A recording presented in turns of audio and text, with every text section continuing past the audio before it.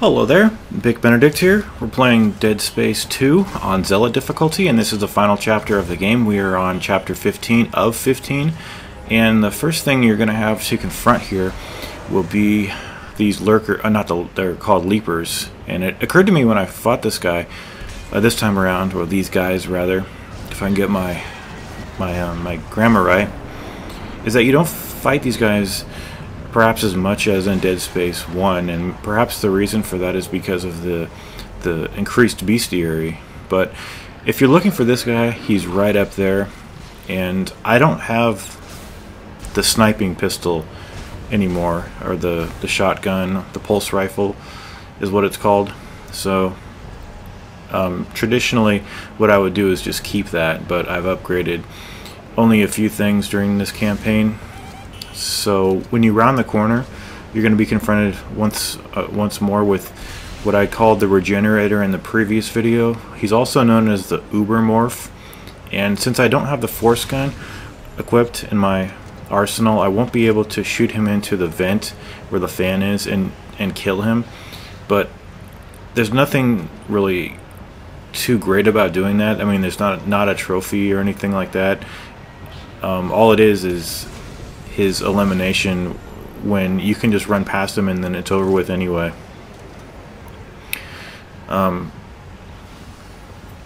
Anyway, so I won't be killing him. This room here, a couple of pretty difficult, challenging areas here. I have the detonator on again, and so as far as difficulty, I did experience one semi-difficult part with a little elongated checkpoint, but other than that, the final boss, it only gave me a few difficult troubles and restarts just because of those kids. And I've been playing the Severed DLC, and those kids are on there too. And I don't like children in general, and I don't like the kids in this game. And I know they're called the Pack, but they're called kids to me. So when you open that door, this guy's going to jump out.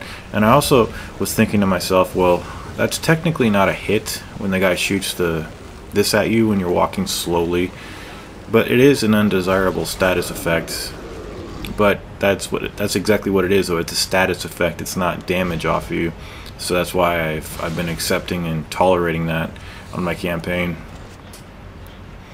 So I have the reload of this gun. You want to equip the contact beam and outfit it as high as you can with all the specs, especially the alt fire and the oh, I think I was going on a stomping spree right here. This motherfucker. I don't know why I was so mad at him, but I probably had some reason to be. But anyway, if you upgrade the contact beam and the special feature of it, you'll be able to use stasis with the ground blast that you do, so you can tear the kids up and freeze people too. This particular room got pretty difficult, so the first thing you want to do is take out the two slashers and the one climbing, and then a couple of these scenarios you're just running to the next checkpoint. You don't necessarily have to kill everybody, although I think I did, just because I wanted to complete everything and not have anybody left behind. But when you come out here, you're going to be assaulted with a leaper. So the best thing to do is to just take care of this guy so that he's not chasing you, and you don't have to be as distracted as you ordinarily would be if he's like right behind you. And unfortunately, on this PC version of Dead Space 2, there's no Severed DLC. It has every other DLC except the package that's called Severed. So unfortunately, this ends with a happy note, so don't worry about it. Unfortunately, I sold my console version, my physical copy, a few months ago. So I've repurchased it on the PSN network, and I've installed it and downloaded it, and now I'm playing the Severed DLC. It saved the fact that I owned the Severed DLC, so it was just an unwanted expense, and I begrudgingly picked the game up again because it has a quality campaign and it's challenging, and I'm kind of curious how hard it'll be to not take damage on that campaign. I do have a guide for myself on my other channel, so I'll be guided by my own self if I need help. But yeah, that area is pretty difficult. Just watch out for the lurkers if there are any right there. But this area here is where you can see some areas. I think they should put a bench just for the sake of it. But what you would do if you do want to kill the Ubermorph, you can flush him into the fan blade, and he'll just kind of, it's to the left right there. You just force him into the vent with the force gun, and I think it has to be leveled up kind of high for that to happen. But if you want to try it, go for it. There might be a video on YouTube of it, and then we'll be coming on this next part with Tideman. And overall, a couple of parts were challenging. Chapter 6, that first area with all the tripods, that was difficult. What else was hard?